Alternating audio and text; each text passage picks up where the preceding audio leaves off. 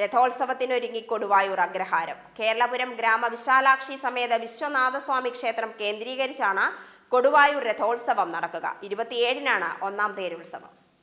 അഗ്രഹാര വീഥികളെ ആവേശത്തിമിർപ്പിലാക്കുന്ന, വിശ്വാസികൾക്ക് ഭക്തിയുടെ നിർവൃതിയേകുന്ന രഥോത്സവ നാളുകളെ കാത്തിരിക്കുകയാണ് കേരളപുരം അഗ്രഹാര ജനത.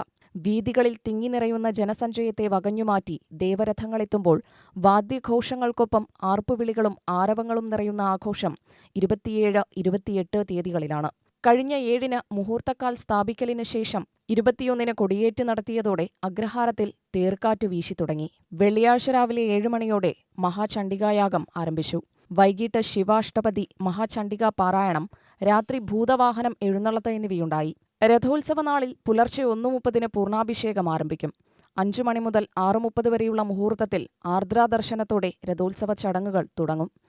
രഥപൂജ, രക്ഷാധാരണം, യാത്രാദാനം എന്നിവയെ തുടർന്ന് രഥാരോഹണം നടക്കും. 8:30-ന് തിരുമഞ്ജനം എഴുന്നള്ളത്തിന് ശേഷം ഉച്ചയ്ക്ക് 2 മണിയോടെ രഥം ഗ്രാമവീഥികളിൽ പ്രയാണം ആരംഭിക്കും. വൈകിട്ട് 7 മണിയോടെ ഭജന, ദീപാരാധന, ക്രമാർച്ചന എന്നിവയുണ്ടാകും. ചൊവ്വല്ലൂർ മോഹനനും സംഘവും അവതരിപ്പിക്കുന്ന പാണ്ടിമേളം അരങ്ങേറും. 2-ാം തേരുനാളിൽ ഉച്ചയ്ക്ക് 2 മണി മുതൽ രഥം ഗ്രാമപ്രദക്ഷിണം ആരംഭിക്കും. 4 നൂറ്റാണ്ടിന്റെ ചരിത്രമുള്ള ക്ഷേത്രത്തിൽ രഥോത്സവ നാളുകളിൽ രഥങ്ങൾ ഓംകാരവടിവിൽ പ്രയാണം ചെയ്യുമെന്ന പ്രത്യേകത കൊടുവായൂരിൽ മാത്രമാണെന്ന് ഉത്സവത്തിന്റെ നടത്തിപ്പുകാർ പറയുന്നു. അതായത് 21-ാം തീയതി മുതൽ കൊടിയേറ്റം, അതുതൊട്ട് 6 വാഹനങ്ങൾ.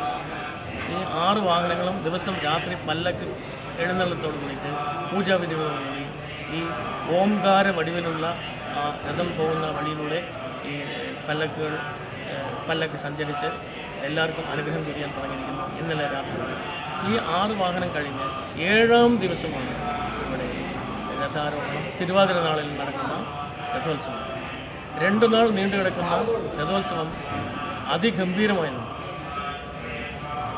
പിന്നെ പാലക്കാട് ജില്ലയിലുള്ള ഒരുപാട് രഥോത്സവങ്ങളുണ്ട്. അതിനെല്ലാം വിഭിന്നമായിട്ടുള്ള ഒരുപാട് പ്രത്യേകതകളുള്ള ഒരു രഥോത്സവമാണ്. ഓംകാര വടിയിലൂടെ രഥം സഞ്ചരിക്കുന്നു. വന്ന വഴിയിലൂടെ സഞ്ചരിക്കുന്നില്ല. ഒരു രഥങ്ങളും വന്ന വഴിയിലൂടെ സഞ്ചരിക്കുന്നില്ല. ഒരുപാട് പ്രത്യേകതകളുണ്ട്. വെടിക്കെട്ടിൽ പ്രത്യേകതകളുണ്ട്. അതുപോലെ ആഗമശാസ്ത്രം, പടിഞ്ഞാറേ ദിശ അഭിമുഖമായിട്ടുള്ള ദേവനാണ്.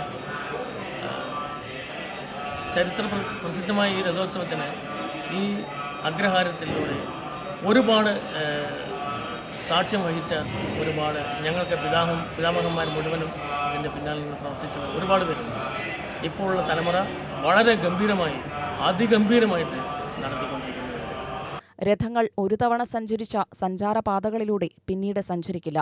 രാത്രി 8 മണിക്ക് രഥപ്രയാണം അവസാനിപ്പിക്കുന്നതോടെ വെടിക്കെട്ട് ആകാശത്ത് വിസ്മയം തീർക്കും. 29-ന് കുളത്തേര്, 30-ന് മഞ്ഞൾ നീരാട്ട് എന്നിവയോടെ ഉത്സവം കൊടിയിറങ്ങും. 31-ന് മഹാഭിഷേകം നടക്കും. UTV news, Palakkad.